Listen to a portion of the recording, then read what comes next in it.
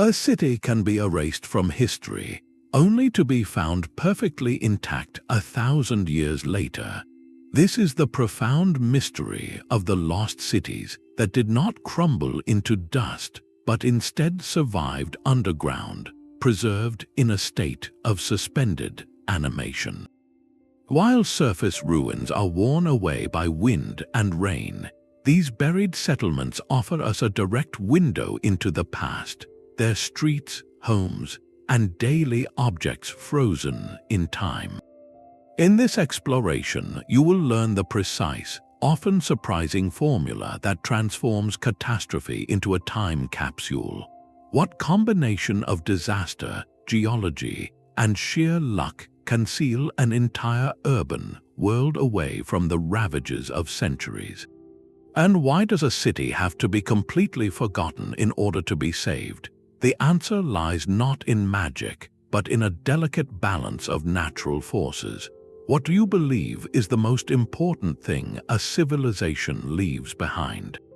The term lost city conjures images of legendary places like Atlantis, vanished without a trace. But for an archaeologist, a city is truly lost when its memory fades from the historical record. It becomes a ghost in the landscape, its name, its people, and its purpose erased by time. This is the first crucial layer of loss, a cultural forgetting. The second layer is physical. A city can be abandoned, its empty streets slowly claimed by the forest, yet its stone foundations remain visible for centuries. That is a ruin. A lost city, in the sense we are exploring, is something far more complete. It is a place that has not merely been abandoned, but actively sealed away, often in a single, dramatic moment.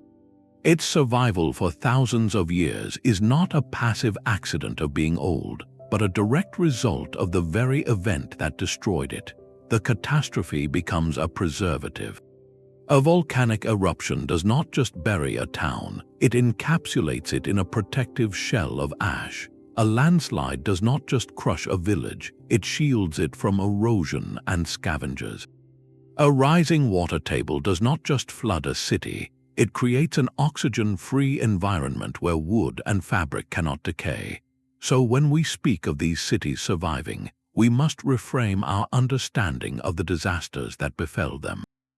They were not merely endings, they were the beginning of a long, deep sleep. The violence of the event created a perfect, sterile time capsule.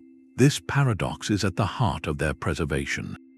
To be remembered by history, a city must leave records, stories, maps, but to be preserved for archaeology, it often must be completely forgotten, hidden so thoroughly that not even memory could disturb its rest. What does this tell us about the relationship between destruction and preservation? The most perfect form of preservation history has ever witnessed is a paradox born of pure violence. It requires a geological event of such immense force and suddenness that it captures a living community in a single, breathless instant. This is the Pompeii model, named for the Roman city, that has become synonymous with this phenomenon. In the year 79, Mount Vesuvius did not merely erupt, it transformed. The initial phase showered the town of Pompeii in a thick blanket of pumice, stone, and ash, a heavy, accumulating snowfall that caused roofs to collapse but also began the process of sealing everything below. Then came the true agent of preservation, the pyroclastic flow, a superheated avalanche of gas, ash, and rock that raced down the mountain at impossible speeds. It engulfed the nearby seaside town of Herculaneum completely and swept over Pompeii.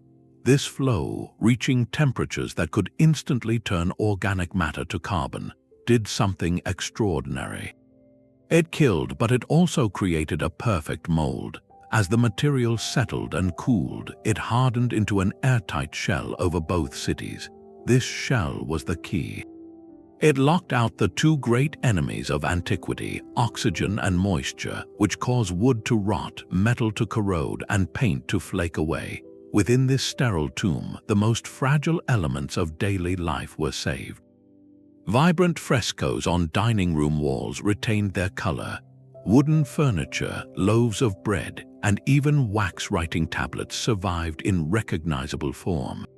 Perhaps most hauntingly, the ash and pumice settled around the forms of those who did not escape, creating hollow spaces in the hardened material.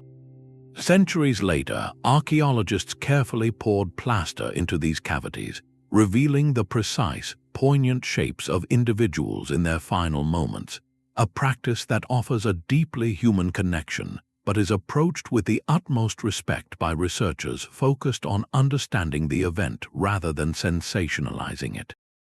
The lesson of Pompeii is one of speed. The burial was not a gradual process of decades, it was a geological snapshot. The city was not abandoned and then slowly covered. It was actively entombed while it was still fully alive. This catastrophic sealing created a three-dimensional photograph, freezing not just objects, but an entire moment in the complex flow of human life. It raises a profound question. What does it mean for our understanding of history when a disaster does not erase, but instead perfectly preserves? But not every city was preserved in a single, violent flash. There exists another, far more patient path to immortality, one measured not in hours but in centuries. This is the slow embrace of the desert, a gradual encroachment so subtle that its inhabitants may not have even noticed the world closing in around them until it was too late. Imagine a city like Tanis in ancient Egypt, once a powerful capital glittering with temples and palaces. Over generations, the relentless desert winds carrying countless grains of sand began their quiet work.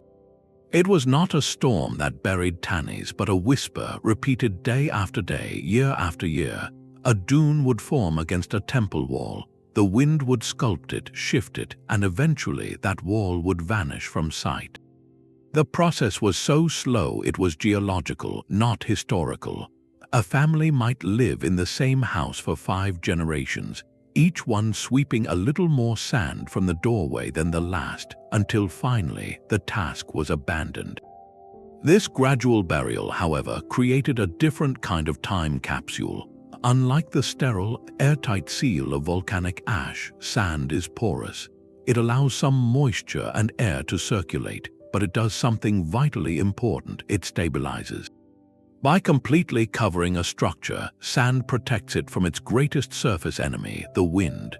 Wind erosion is a sandblaster on a monumental scale, slowly but surely grinding away carved details, smoothing inscriptions, and undermining foundations. A temple buried under 10 feet of sand is shielded from this scouring force. It is also protected from the brutal temperature swings of the desert, where the scorching sun by day and freezing cold by night cause stone to expand and contract, leading to cracks and eventual collapse. The sand acts as a perfect insulating blanket, maintaining a relatively constant temperature and humidity level deep underground. Furthermore, this slow burial often hides a city from the most destructive force of all, later human activity. A visible ruin is a quarry for builders in later centuries, its stones hauled away for new construction. A city completely forgotten beneath the dunes, however, is left undisturbed. Its treasures, its architecture, and its layout remain intact, waiting. We see this in places like parts of Petra, where structures built into cliff faces were spared, but those in the open valley slowly succumbed to silting and debris from flash floods, a different form of gentle burial by water and sediment. The contrast is profound. One preservation is a sudden arrest, a moment frozen in a scream. The other is a slow, gentle lullaby, sung by the desert until the city falls into a deep and dreamless sleep. Both, however, achieve the same remarkable end. They save a piece of the past not by defending it, but by hiding it completely from the present. What does it mean that sometimes the most effective guardian of a city is not a wall, but a blanket of sand? But what if a city was never meant to be seen at all? There exists a third category of survival, one born not from disaster or slow burial, but from deliberate, ingenious design. These are the places built to be hidden from the very beginning, entire civilizations carved not into the landscape but directly beneath it.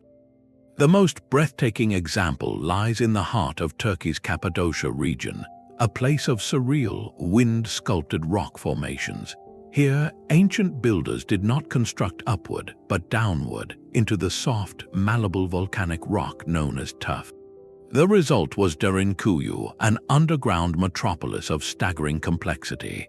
This was not a simple cave or a single shelter. Derinkuyu was a vertical city, descending perhaps 18 levels deep into the earth, with space for an estimated 20,000 people along with their livestock and supplies. Its design was a masterpiece of subterranean engineering. Vast circular halls served as communal spaces, connected by a labyrinth of narrow, sloping corridors that could be sealed at a moment's notice with massive, wheel-shaped stone doors. Intricately carved ventilation shafts, some plunging over 200 feet deep, provided fresh air to even the lowest chambers, while protected wells tapped into the groundwater far below. This was a world designed for total self-sufficiency and defense, a place where an entire population could vanish from the surface for months at a time. The genius of its preservation lies in this very intention. Derinkuyu was built to be forgotten by outsiders, its entrances camouflaged or sealed. When it was finally abandoned, likely centuries after its initial construction, it did not collapse or erode. The stable, temperature-controlled environment of the deep underground protected it. The same soft rock that made it easy to carve also made it resilient to earthquakes, as it would flex rather than shatter. More importantly, its value was hidden. Looters and later settlers on the surface had no reason to suspect an entire city lay beneath their feet. There were no visible stone blocks to plunder for new buildings, no grand facades to hint at buried wealth. It was simply absent from the world, a secret kept by the earth itself. This model of intentional subterranean living appears in other forms across the globe, from the ancient rock-hewn churches of Ethiopia to the cliff dwellings of the American Southwest. In each case, the act of retreating inward, of using the geology as both building material and fortress, created a perfect recipe for long-term survival. The city was preserved precisely because it was designed to be invisible, to be a refuge so complete it could be sealed and left, waiting in perfect darkness for a need that never came again. This shifts our perspective entirely. A city can survive not just because it was buried by chance, but because it was born to be buried. Its greatest strength was its secrecy, a quality that ensured its slumber would remain undisturbed for 1,000 years. What does such a city tell us about the human instinct to hide, and how does that instinct, ironically, become the very thing that saves our story for the future? The true enemy of a lost city is not time itself but change. The relentless cycle of seasons, the daily expansion and contraction of stone under the sun, the slow creep of moisture and mold, these are the forces that turn a metropolis into dust. For any object, from a wooden tool to a woven basket, to survive for millennia, it requires one thing above all else: a stable environment. This is the hidden scientific magic of burial. When a city is sealed underground, whether by ash, sand, or mud, it enters a kind of environmental sanctuary. The chaotic weather of the surface world, with its punishing rain, scorching sun, and freezing nights, is replaced by a deep, consistent quiet. Temperature and humidity levels become remarkably steady, locked in by the insulating properties of the earth itself. This stability is a shield. It protects materials from the destructive freeze-thaw cycle, where water seeps into tiny cracks, freezes and expands, and over the years splinters even the hardest stone. It blocks the ultraviolet rays of sunlight that cause pigments to fade and organic materials to become brittle and disintegrate. This principle is beautifully illustrated in two seemingly opposite environments: the extreme dryness of a desert tomb and the constant wetness of a waterlogged site. In the deserts of Egypt, the arid air acts as a natural desiccant, sucking moisture from organic materials so quickly that the normal processes of decay cannot begin. Wood, leather, and even delicate linen fabrics have been found in near-perfect condition in tombs sealed for thousands of years, preserved not in spite of the desert, but because of its unyielding dryness. On the other end of the spectrum, consider a place like the Neolithic village of Çatalhöyük in Turkey. This ancient settlement was not buried by a sudden mudslide, but gradually built upon and eventually abandoned, sinking into a wet, low-lying plain.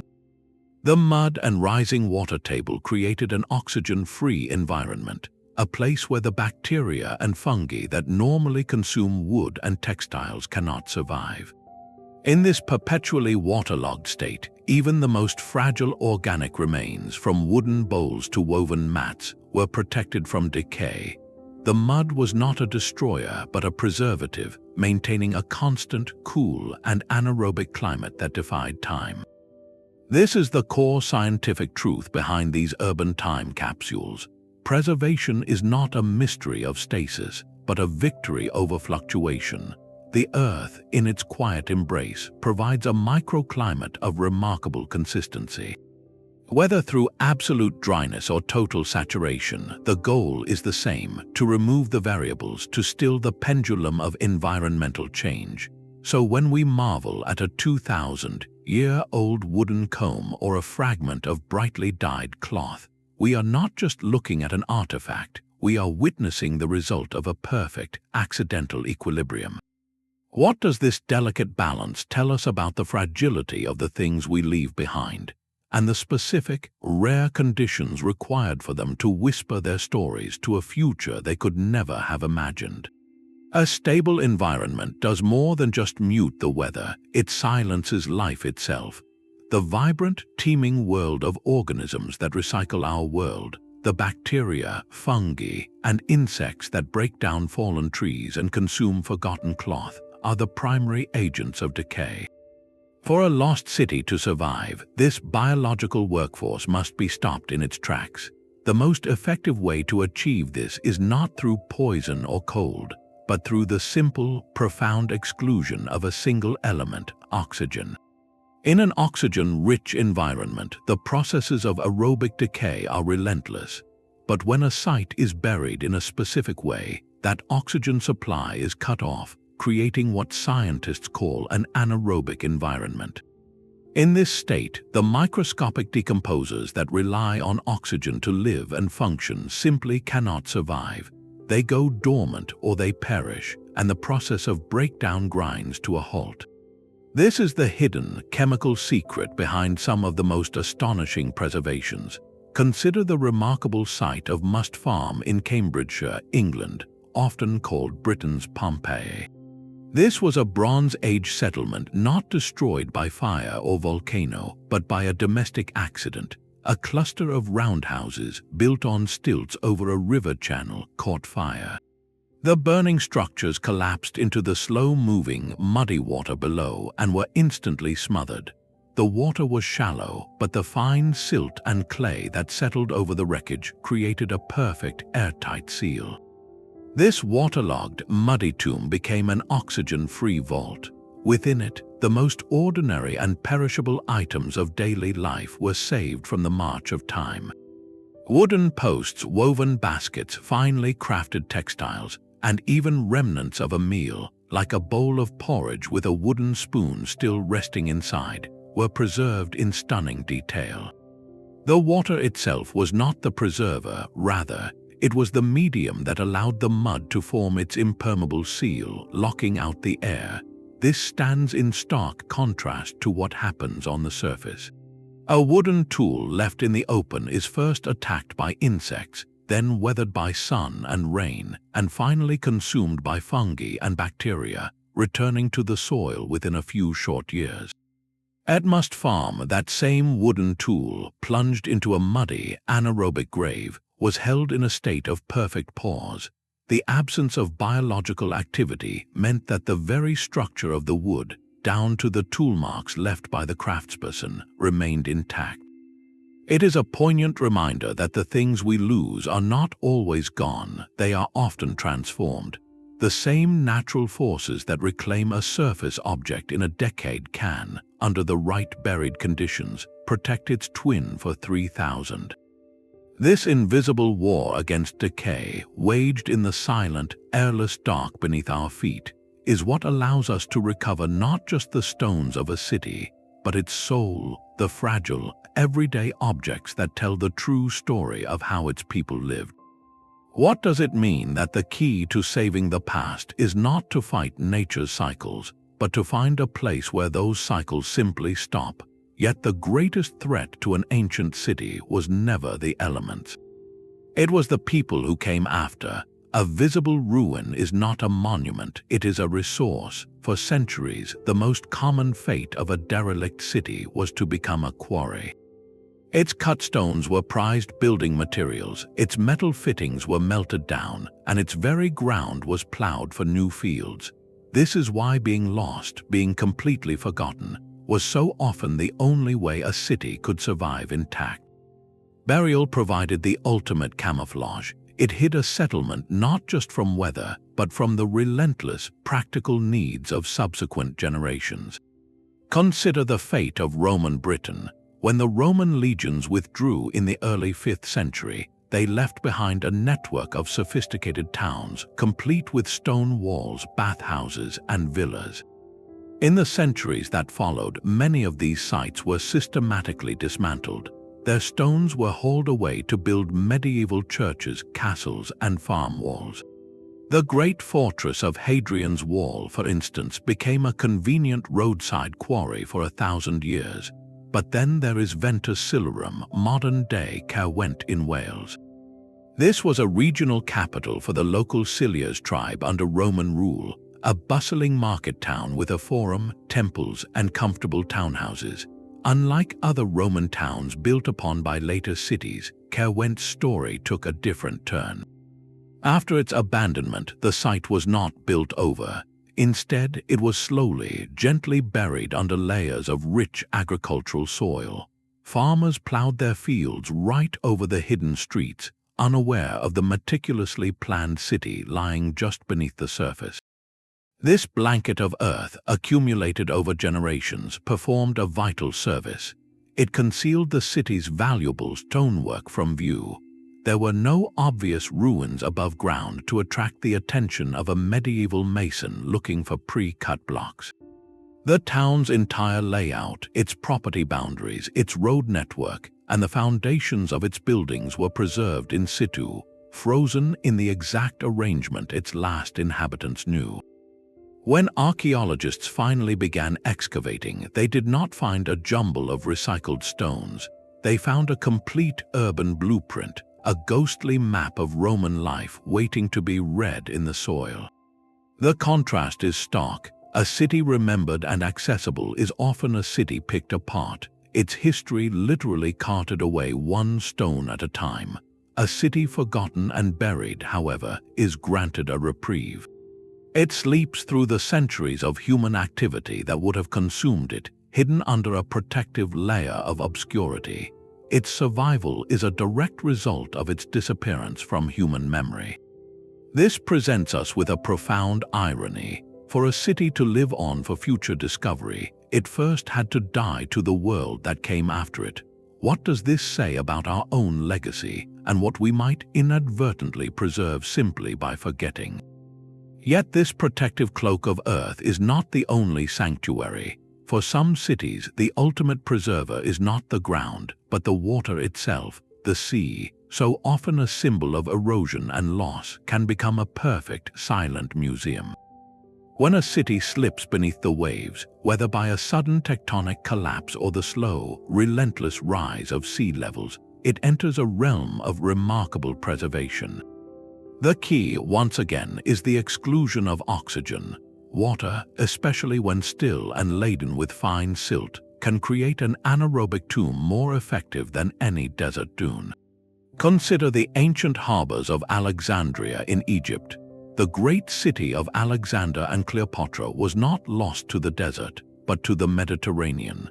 A series of earthquakes and tsunamis in the 4th and 8th centuries caused entire districts, including the legendary Palace Quarter and the island of Anterodos, to slide into the sea.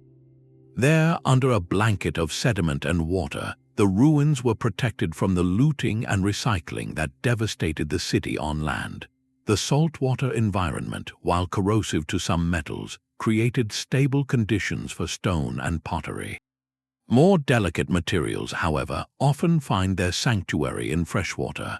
Off the coast of Israel, submerged under 30 feet of the Mediterranean, lies the Neolithic village of Atlit Yam. This site, over 8,000 years old, was flooded by rising sea levels at the end of the last ice age. The settlement was not buried by a sudden catastrophe, but gradually inundated, allowing a protective layer of sand and marine clay to settle over it gently. This waterlogged environment, a mix of salt and freshwater influences, created an oxygen-free miracle. Archaeologists diving on the site have found not just stone foundations, but the very fabric of Neolithic life preserved. They recovered wooden posts from huts, woven baskets, and stores of seeds like flax and barley, their organic structure intact. Even the outlines of ancient hearths and a mysterious stone circle, likely used for ceremonial purposes, remain visible on the seafloor. The water acted as a time-stopping fluid, suspending the village in a state between existence and memory. The science here hinges on stillness and sedimentation. Fast-moving water scours and destroys, but slow, settling water covers and protects. The sediment that filters down through the water column smothers a site, sealing it from the currents that would otherwise scatter its remains and from the oxygen that would fuel decay. This presents a unique challenge for marine archaeologists, however. Saltwater preservation is a double-edged sword. While it saves wood from worms and bacteria, it can also allow concretions to form, where minerals in the water bind objects into hard, rocky lumps. Excavating a sunken city requires not just diving expertise, but the painstaking care of a conservator, as objects brought to the surface after millennia underwater can begin to deteriorate rapidly if not treated with precise chemical baths to remove salt and stabilize their structure. The story of these sunken cities reframes our relationship with water. It is not merely a force of erasure, but in the right quiet, deep conditions, a profound guardian. A city drowned is not always a city destroyed. Sometimes it is a city perfectly pickled, waiting in the dark, weightless quiet for the moment its story is ready to surface again. What does it mean that our past can be saved not on solid ground, but in the gentle, forgotten embrace of the sea? Sometimes the shield is made from the city itself.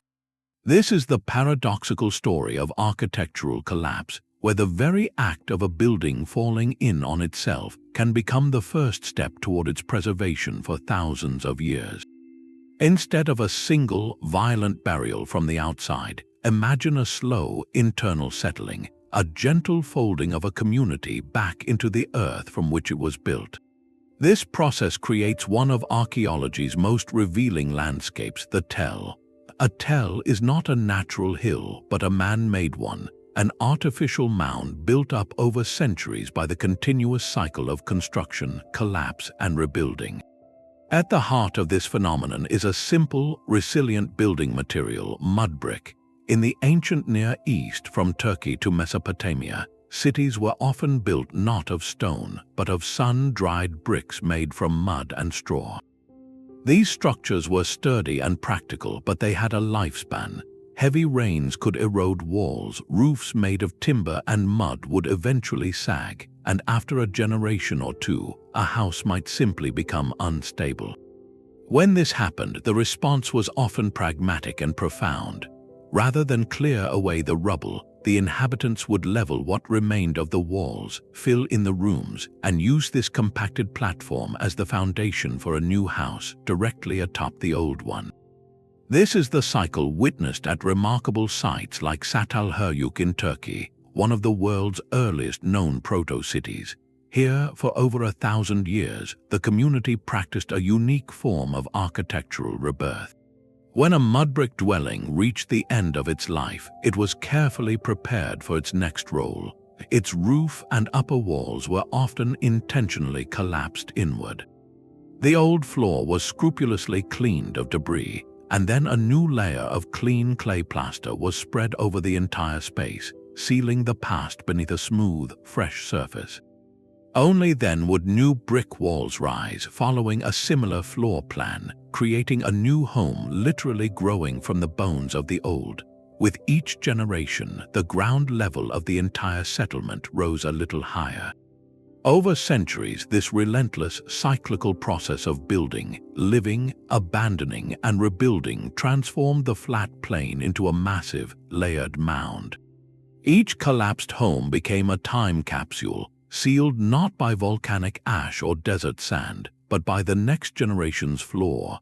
The weight of subsequent structures pressed down, compacting the lower layers and pushing out moisture, creating a dense, stable environment that protected the fragile remains within. Inside these sealed chambers, the artifacts of daily life were left exactly where they were last used: a bowl beside a hearth, tools in a corner, artwork on a wall. The collapse of the roof and upper walls created a protective mound of rubble that shielded these lower levels from the elements and from later disturbance. This is architectural sedimentation, a human-made geology. Each layer of the tell is a chapter in a continuous story, with the oldest chapters buried deepest and often in the best state of preservation. The collapse was not a catastrophe, but a transition, a necessary step in the community's ongoing life. It speaks to a worldview that saw the past not as something to be cleared away, but as a sacred foundation, literally and spiritually, for the future. What does it mean that the most effective way to save a city's story was sometimes to build directly on top of it, allowing each era to become the guardian of the one that came before? There is another kind of shelter, one not built from the ground up, but found within the Earth's own architecture. In the high, arid mesas of the American Southwest, a civilization known as the ancestral Pueblones created some of the most breathtaking and enduring dwellings on the continent. At a place called Mesa Verde, they did not construct freestanding towns. Instead, they built entire villages into the sheer faces of towering cliffs, tucking their homes into vast, natural alcoves that had been carved by millennia of water erosion. This choice was not merely aesthetic, it was a masterclass in environmental adaptation. The massive, overhanging sandstone cliff served as a permanent, monumental roof. It shielded the community from the two most destructive elements of their world: the torrential summer rains that could wash away mud and stone, and the relentless, bleaching sun that could crack timber and fade pigments. The alcove created a sheltered microclimate, a space that was part indoors and part outdoors, forever in a state of deep shadow and stable dryness. Over time, wind-blown dust and debris from the cliff face above would accumulate at the entrance of these alcoves, slowly building up a gentle slope that further sealed the village from the outside world. This natural accumulation acted like a soft plug, limiting access and helping to maintain the consistent interior environment. The rock itself performed a vital function: thermal mass. Stone absorbs heat slowly and releases it slowly. In the scorching desert days, the cool mass of the cliff wall kept the alcove temperate. During the freezing nights, the same stone, having soaked up the day's warmth, would radiate it back, taking the edge off the cold. This passive temperature regulation meant these cliff dwellings required minimal additional heating or cooling, a feat of sustainable living achieved over 700 years ago. A similar principle is seen half a world away in the cave cities of Crimea, like the Byzantine fortress of Mangup-Kale.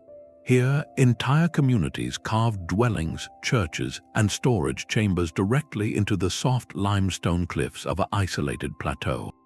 The natural caves were expanded and connected, forming a warren of rooms that were cool in summer, defensible in winter, and perpetually protected from the elements.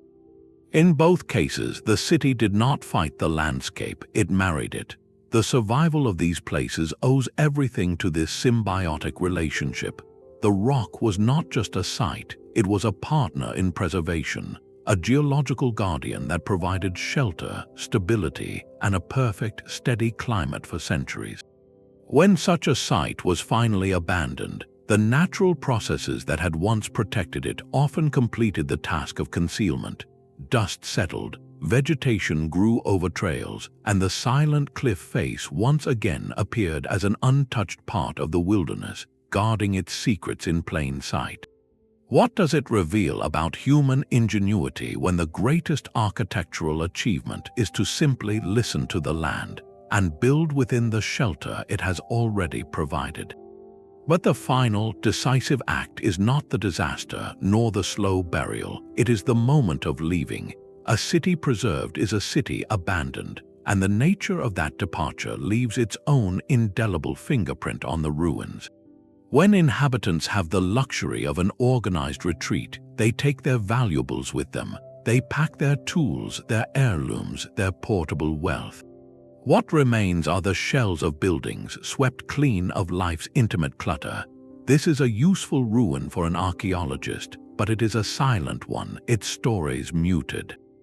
For a true time capsule to be created, the leaving must be swift, absolute, and often under a shadow that compelled people to walk away from their lives without looking back.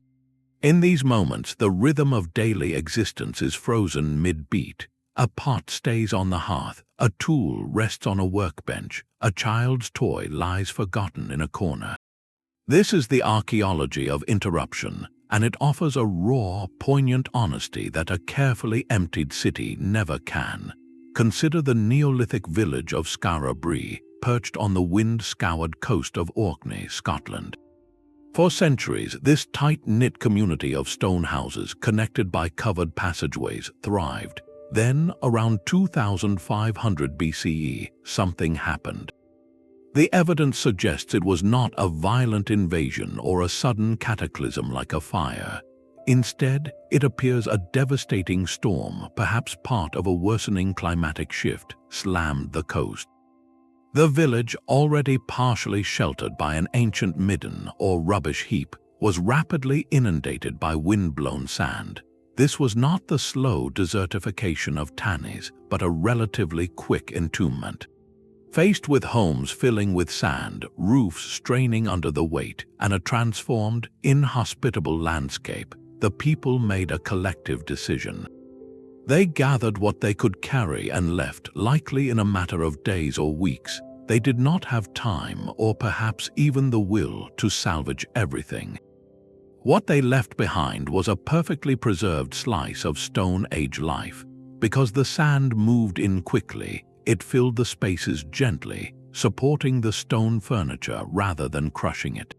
Inside those snug, earth-sheltered homes, archaeologists found stone bed frames still framed with remnants of heather bedding, central hearths filled with ash, and stone dressers that likely held prized possessions. The sand did more than bury, it cushioned and protected, creating a mold that held the village's shape for over 4 millennia. This stands in stark contrast to a city abandoned due to prolonged conflict or a creeping environmental threat. In those scenarios, the exodus is slower, more piecemeal. People have time to plan, to salvage, to strip their homes of anything useful. The result is an archaeological site that feels skeletal, its most telling artifacts long since removed. But at Skara Brae and in places like Pompeii, the abandonment was so linked to the burial event that the two are inseparable.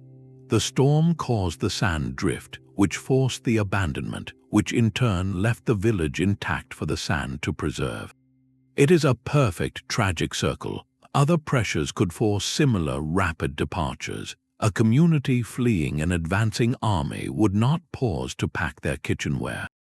A settlement stricken by a sudden, severe illness might be left as a place of sorrow, its belongings untouched out of respect or fear. In these moments, the cultural rules of what is valuable shift dramatically. The bronze mirror or the bag of coins becomes less important than survival itself. The mundane object, the half-finished meal, the worn-out shoe, is left in its place of use, becoming an artifact of immense power for those who discover it millennia later. This is the time capsule effect, a gift born of necessity and loss. It tells us that sometimes the most truthful portrait of a life is not found in its treasures, but in the ordinary things it left behind in a hurry.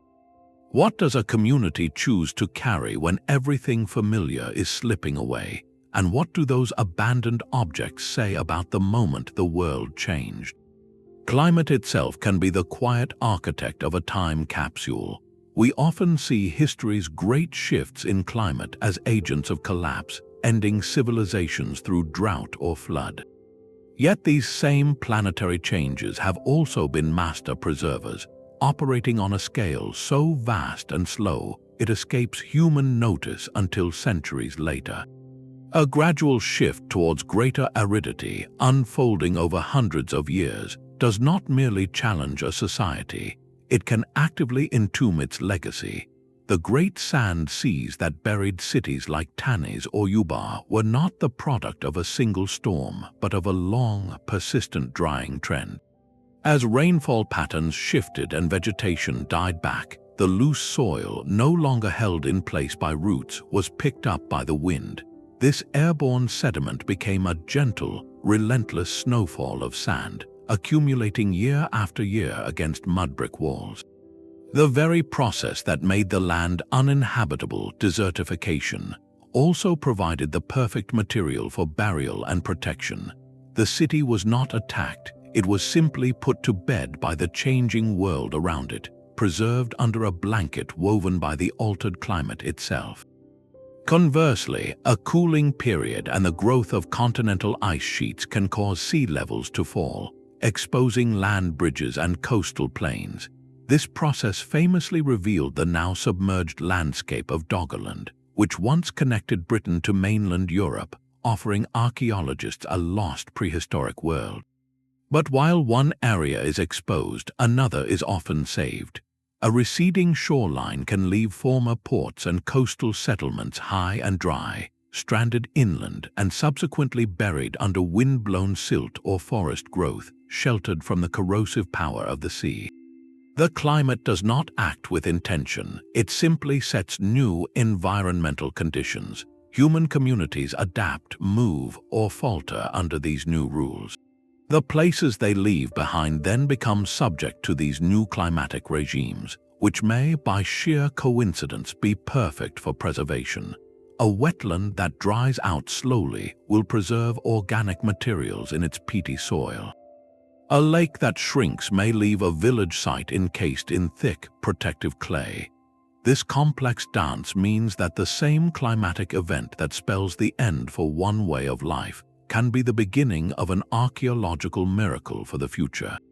It removes the narrative of good or bad fortune and replaces it with one of profound geological consequence. Our legacy is not just shaped by our actions, but by the planetary context we inhabit and the long, slow environmental processes that continue long after we are gone. What does it mean that the force which sometimes ends a city's story is also the very hand that writes it into the earth, saving it for a future audience living in a completely different world? The very rock a city is made from can determine its fate. Some materials crumble to dust in a few centuries, while others possess an almost magical duality, being both soft enough to shape and hard enough to last for millennia. This is the secret of volcanic tuff, a rock formed from compacted volcanic ash. Its preservation power lies in its unique life cycle. When first quarried, tuff is relatively soft and workable, almost like a very hard clay. This allowed the builders of Derinkuyu, and centuries later the artisans carving the magnificent rock-hewn churches of Lalibela in Ethiopia, to sculpt entire architectural worlds directly from the living earth. They could create intricate columns, vaulted ceilings, and detailed reliefs with the precision of woodworking, but in a medium of stone. Then, after exposure to the air over time, a fascinating transformation occurs. The tuff undergoes a process of hardening, its surface curing into a more resilient shell. This created spaces that were not only grand but inherently stable, their walls and ceilings forming a single, monolithic piece with the mountain itself, immune to the creeping collapse that can plague structures built from individual blocks. The environment within these carved spaces remained remarkably consistent, shielded from the temperature swings and weathering of the outside world. The rock itself acted as a natural insulator and a barrier, making these subterranean or semi-subterranean cities perfect candidates for long-term survival. They were preserved by the very act of their creation, their endurance written into their geology. This stands in contrast to another common shelter, the natural limestone cave. Limestone formations have provided refuge for humans since prehistory, and their cavities can shelter artifacts from sun and rain. However, limestone is a porous rock, often riddled with fissures and subject to water seepage. This constant moisture, while it can create stunning formations like stalactites, is a preservation nightmare for most organic materials. It promotes mold, rot, and the slow dissolution of the cave walls themselves. A tapestry left in a dry tuff chamber might survive for centuries, while in a damp limestone cave it would succumb to mildew and decay in a generation. The choice of material, therefore, was not just practical, it was prophetic. Building with or within tuff was an investment in permanence, a partnership with a stone that offered the gift of malleability at the start and the promise of endurance for ages to come. What does it mean that the longevity of a human dream could be so deeply rooted in the specific, forgiving chemistry of ancient volcanic fallout? The most fertile ground for a new beginning can also be the perfect guardian of a forgotten end. This is the paradox of the rich soil that drew ancient farmers to settle and build, the very same earth that would later swallow their cities whole. We often think of mud brick as a humble, temporary material, but its life cycle is the secret to one of archaeology's most enduring archives, the Tell. In the heart of the Fertile Crescent, from the river valleys of Mesopotamia to the high plains of Anatolia, the landscape is dotted with strange, solitary hills that rise abruptly from the flat plains. These are not natural formations, they are artificial mountains built not by gods or giants, but by the quiet, relentless accumulation of everyday human life over thousands of years. The process begins with that fundamental building block, the sun-dried mud brick. A house built of these bricks might stand strong for a generation or two, but eventually the roof timbers would rot or the walls would be weakened by winter rains. When a dwelling was no longer safe, the ancient response was beautifully pragmatic. Instead of hauling away the rubble, the inhabitants would often simply level the remaining walls, filling the rooms with the crumbled material. They would then spread a fresh layer of clean clay plaster over this compacted foundation, creating a smooth, stable platform. On this platform, a new house would rise, often following the exact footprint of the old one. This cycle of collapse and rebirth was not a sign of poverty, but of profound continuity. With each generation, the ground level of the entire settlement rose a few precious inches. Over centuries, this turned a village into a town, and a town into a city perched atop its own history. But here is where the fertile soil performs its magic. As the mud brick walls of those oldest, deepest layers slowly broke down completely, they transformed. They mixed with organic refuse, ash from hearths, and the general detritus of life, composting into an incredibly rich, dark humus. This nutrient-dense soil then did something remarkable. It encouraged rapid plant growth. Grasses, shrubs, and even trees would take root on the slopes of this growing mound. Their roots would weave a dense, living net through the soil, binding it together and armoring the entire hill against the erosive forces of wind and water. The very fertility that first attracted settlers now acted as a biological shield, preventing the layered stories beneath from being washed away. The tell became a self-sealing time capsule. Each collapsed home was a sealed chamber, its artifacts left in place, covered by the floor of the next generation. The weight of accumulating layers pressed down, creating a dense, stable environment that protected fragile remains. When archaeologists excavate a tell like ancient Jericho or Ur, they are not digging through random dirt, they are reading a literal vertical timeline. Each distinct layer or stratum represents an era of occupation, with the oldest civilizations resting at the very bottom, perfectly preserved by the weight and care of every generation that came after. The city did not vanish, it simply grew inward and upward, each era becoming the sacred, fertile ground for the next. What does it mean that the most enduring monument to a city's life was not a temple or a palace, but the quiet, generative soil created by its own gentle return to the earth? The final, most powerful guardian of a lost city is not a force of nature, but a simple fact of geography.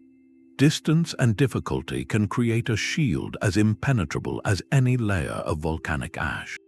When a city is built in a place so remote, so challenging to reach, that even its memory fades from the maps of later civilizations, it is granted a different kind of preservation. It is saved not by being buried, but by being forgotten in plain sight, hidden behind a curtain of sheer cliffs, tangled jungle, or endless desert. This isolation acts as a perfect filter, allowing time to pass while keeping the curiosity and destructive potential of later generations at bay. Consider the breathtaking Inca retreat of Machu Picchu, perched high in the cloud forest of the Andes. While not buried in the traditional sense, its survival story is a masterclass in geographic protection. After its abandonment in the 16th century, the site was not looted or dismantled. Why? Because the outside world simply could not find it.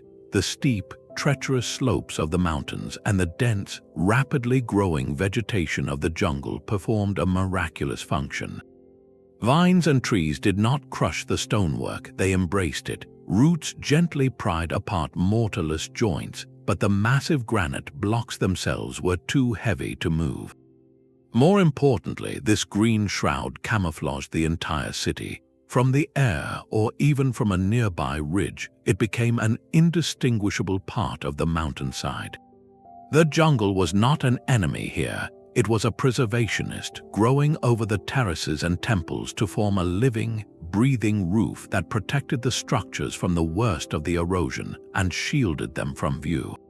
For nearly 400 years, it existed only in local memory, completely isolated from the colonial forces that were reshaping the continent below. A similar, though starkly different, geography protected the Nabatean city of Petra, in what is now Jordan. Here, the barrier was not lush overgrowth, but stark, waterless desert and the narrow, winding fissure of the Sick Canyon. To reach Petra, one had to travel through a harsh, unforgiving landscape and then navigate this single, easily defended entrance. When the city's importance as a trade hub faded and it was gradually abandoned, its remoteness became its salvation. The desert climate preserved its magnificent facades, carved directly into rose-red sandstone cliffs, but the location ensured they were left alone. There were no nearby populations to quarry its stone for new projects. The effort required to reach it was greater than the perceived reward for anyone who might have heard vague tales of a lost city in the mountains. It sat in its majestic canyon, silent and unseen, its existence fading into local legend until it was reintroduced to the Western world in the 19th century. In both cases, the geography enforced a profound disconnect. These places were not just lost, they were made inaccessible by design or by circumstance. The mountains and the jungle, the desert and the canyon, these were not just backdrops. They were active participants in the city's survival, creating a natural moat that kept the future at a distance for centuries. This raises a compelling thought about the nature of discovery. Sometimes a city must be placed at the very edge of the known world, in a location that defies easy access, to ensure it has any chance of greeting the world again. What does it say about our own search for the past, that the most enduring treasures are often those hidden not under the ground, but at the end of the most difficult road? Yet this perfect preservation we imagine is often an illusion. For every wooden bowl saved by mud or fresco protected by ash, countless other materials simply vanish, leaving behind only a ghostly silhouette of what once was. The underground sanctuary is not a perfect freezer. It is a selective filter, preserving some elements with breathtaking clarity while allowing others to dissolve into nothingness. Consider the fate of metal, particularly iron. In a damp, buried environment, iron undergoes a relentless chemical transformation. Oxygen and moisture, even in trace amounts trapped within the soil, react with the metal in a process we call corrosion. A sturdy iron tool, a sword, or a set of nails does not merely rust on the surface. It can completely mineralize. Over centuries, the original metal is replaced by a crumbly, orange-red oxide, often retaining the exact shape of the object but losing all its strength and substance. What an archaeologist recovers is not the sword itself, but a fragile, rusted impression of it, a memory in iron oxide that can crumble at a touch. This is why so many ancient weapons we see in museums are made of bronze, an alloy of copper and tin, which forms a stable, protective patina instead of consuming itself. Then there is the most humble material of all, unfired clay. A sun-dried mud brick, while durable enough for a wall, has a critical weakness: water. When a buried city is exposed to groundwater or even consistent dampness over millennia, those bricks can simply melt. They revert back to the mud from which they were formed, losing their shape and structure entirely. An entire neighborhood of mud brick houses can become little more than a homogeneous layer of colored soil in the ground, with only the harder, fired clay of pottery or hearth linings surviving to mark where human hands once worked. The architecture itself faces its own vulnerabilities. An underground chamber, whether a carved tomb or a buried room, relies on the support around it. If the ceiling is too wide or the material too soft, the immense, patient pressure of the earth above will eventually win. A ceiling may sag, crack, and finally collapse, filling the room with rubble. What remains is not an open space with furniture in place, but a jumble of broken stone and compressed soil, where archaeologists must carefully decipher the fallen blocks to reconstruct the original dimensions of the room. This selective nature of preservation creates a puzzle with many missing pieces. We may find the stone foundations of a building and the pottery that sat on its floor, but the wooden roof, the woven mats, the clothing of its inhabitants, and the metal tools they used may have left only faint stains in the earth or tiny, corroded fragments. An underground city is often a negative image, a cavity where wood rotted away leaving an empty space, or a stain in the soil that reveals the outline of a decayed log. These absences are themselves a form of evidence, telling us what was there by the void it left behind. The record is not complete, but it is honest, reminding us that time is not a curator, but a force with its own preferences, saving the resilient and letting the fragile return to the earth from which they came. What story does a city tell when its loudest voices, the people and their most personal belongings, are often the first to fade into silence? A city can sleep for thousands of years, perfectly preserved in its dark, silent tomb. The moment of rediscovery, however, is not an ending, but the beginning of a new and fragile chapter, one fraught with a profound paradox. To be studied, a lost city must be brought back into the light. Yet that very exposure triggers the very processes of decay that its burial had so miraculously paused. This is the excavator's dilemma, a race against time that starts the instant the first shovelful of earth is removed. For centuries, the site existed in a state of perfect environmental equilibrium, shielded from the fluctuations that destroy. Air, light, and humidity, the constants of our world, had been locked out. Their return is a shock to a system frozen in time. Consider the vibrant murals of an ancient palace, their colors brilliant under a layer of protective ash or plaster. The moment that seal is broken, atmospheric oxygen begins a slow, chemical conversation with the ancient pigments. Ultraviolet light from the sun, even filtered through a tent, acts as a bleaching agent.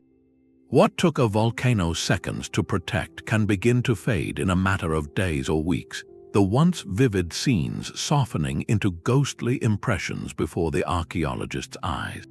The danger is even more dramatic for organic materials rescued from waterlogged sites.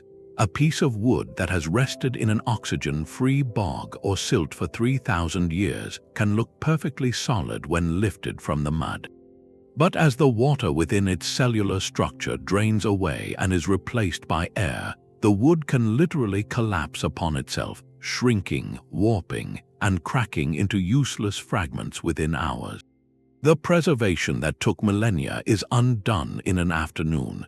This is why modern archaeology is as much about conservation as it is about discovery. The act of excavation is no longer simply about finding, but about immediately stabilizing. The moment an object is exposed, a new battle begins. Teams must control the microenvironment, using humidifiers or dehumidifiers to manage moisture levels, installing protective shading to block light, and applying chemical consolidants to fragile surfaces in the field. Delicate finds like a woven basket or a leather sandal may be kept in a temporary bath of the same water or soil solution they were found in until they can be transported to a laboratory for a years-long process of gradual chemical replacement, slowly swapping the water in their cells with a stabilizing wax or resin. The city, after its long slumber, is suddenly intensely vulnerable. Its survival through cataclysm and centuries of silence was the work of natural forces. Its survival through the modern era now depends entirely on human care and technology. The dilemma is haunting. To know a city exists is to inevitably change it, to begin the slow unwinding of the very conditions that saved it. This forces us to ask a difficult question: is some knowledge only possible at the cost of the object that provides it? And in our desire to uncover the past, do we risk becoming the final chapter in its disappearance? The Roman Forum stands as a powerful testament to history, yet its condition tells a story of relentless erosion.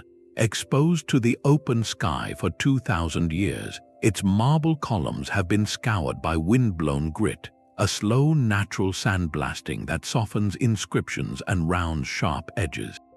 Acid rain, a modern addition to the ancient cycle of weather, chemically reacts with the stone, dissolving its surface in a process that even the original builders could not have foreseen.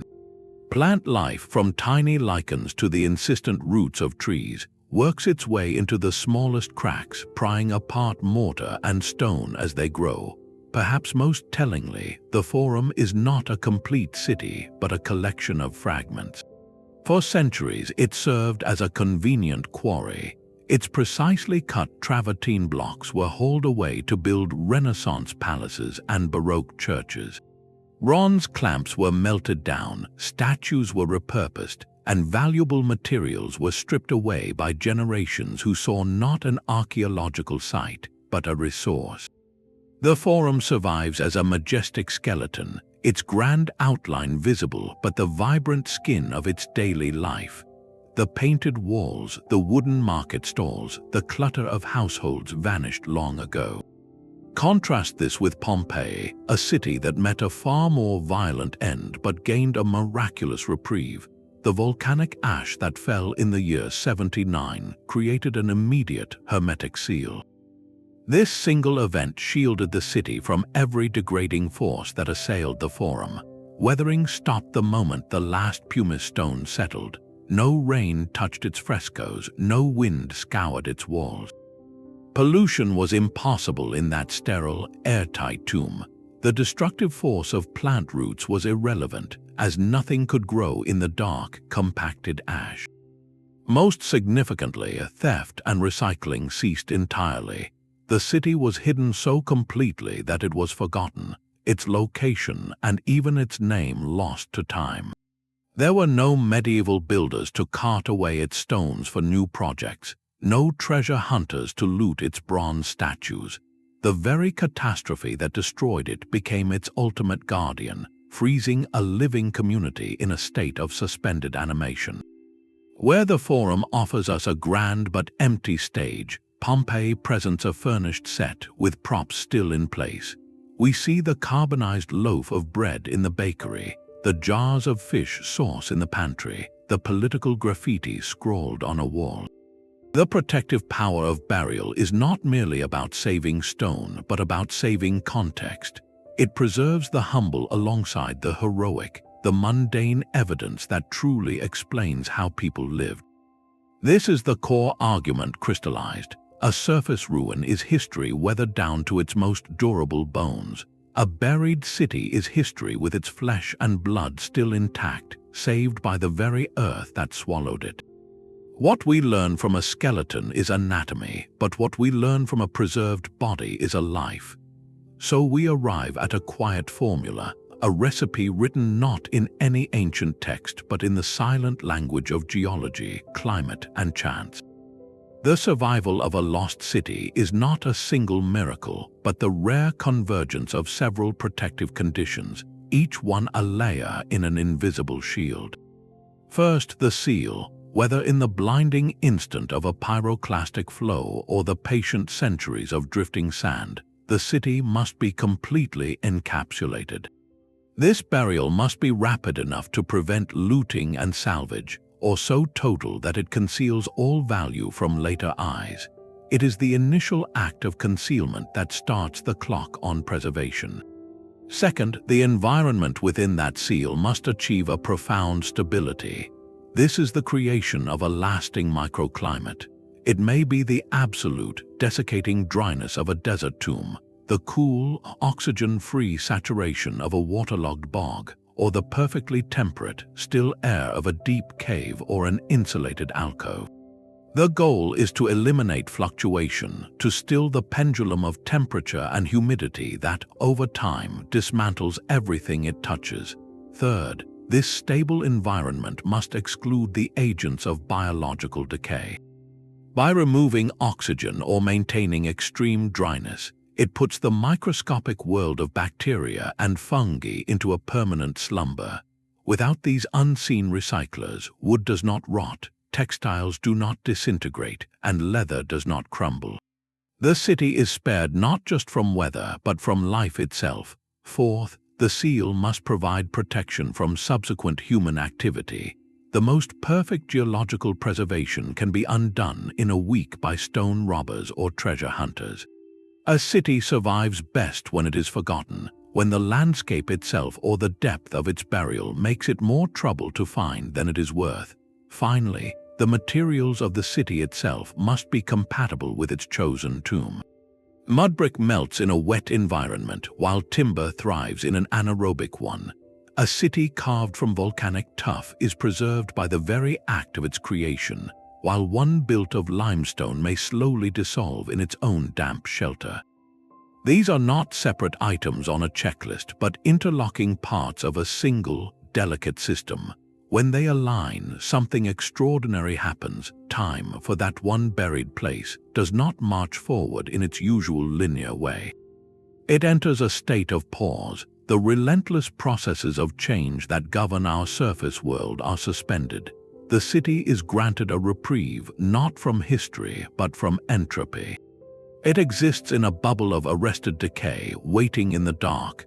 This formula explains why so many surface ruins are merely outlines, while a buried city can feel so hauntingly complete. One has been subjected to the full force of time's weathering. The other has been granted a sanctuary from it. The difference is not in their age, but in the specific, rare set of circumstances that allowed one to sleep while the other slowly turned to dust. What does this fragile convergence tell us about the stories we have lost forever, simply because the conditions for their survival never quite aligned? This final, quiet truth reframes our entire journey. These cities did not endure through strength or endurance, but through absence and forgetting. Their survival is a profound paradox where the very events we label as endings, the volcanic eruption, the fleeing storm, the slow retreat from a drying land, were not conclusions at all. They were the first crucial steps in a millennia-long act of preservation.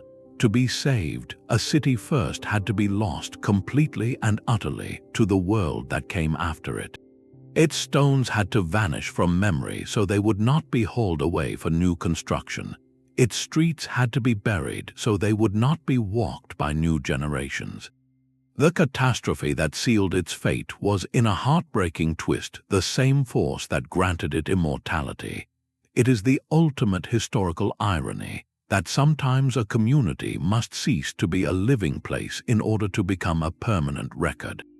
This leads us to a humbling mirror held up to our own time. We build our cities of glass and steel, concrete and data, believing in their permanence. We layer our lives in digital clouds and physical infrastructures, creating a civilization of staggering complexity. Yet the same natural laws that governed Pompeii or Derinkuyu still apply. What will future seekers, perhaps thousands of years from now, uncover from our own buried layers? Not the skyscrapers that pierce the sky, but the substations, the subway tunnels, the landfills, and the forgotten foundations. Our most enduring legacy may not be our grandest monuments, but the quiet, humble artifacts of daily life that accidentally fall into the right protective environment. A time capsule buried in a cornerstone, a neighborhood slowly sinking into wetland silt, a data center sealed by a landslide.